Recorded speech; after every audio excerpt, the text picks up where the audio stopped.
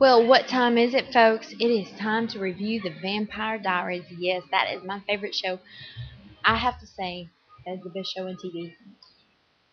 Elena and her doppelganger, Catherine.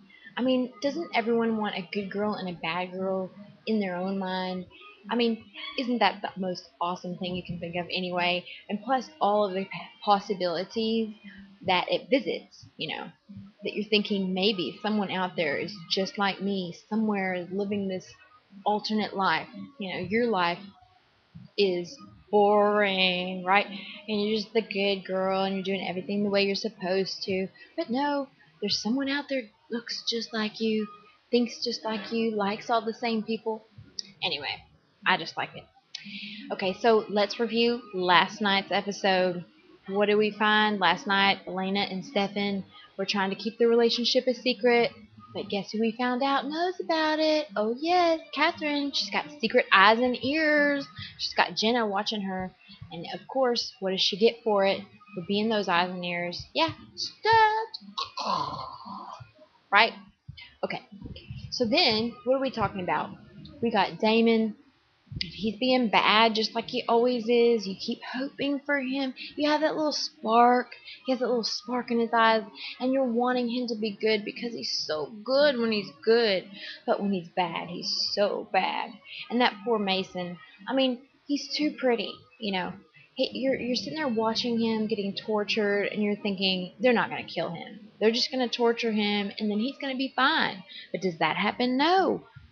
He gets killed. And who's helping him? Who's helping him? Yeah, Jeremy. Didn't Jeremy just get his neck twisted and broke like a week ago by Damon? And he's just so forgiving. It's like he has like no self-esteem whatsoever. Or maybe he's got this vampire complex. Who knows? And then we've got uh, Stefan falling down in a well of vervain.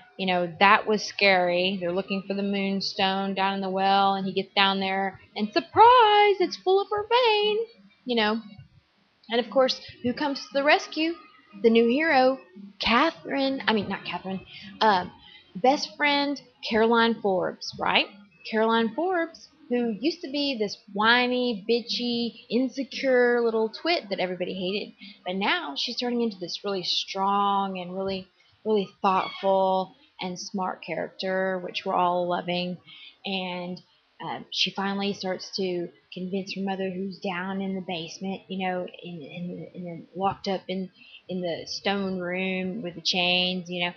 She finally finds out that her mother is gonna listen to her, and she's gonna become a relationship with her, and it's really awesome. And you're thinking, she's gonna let her out.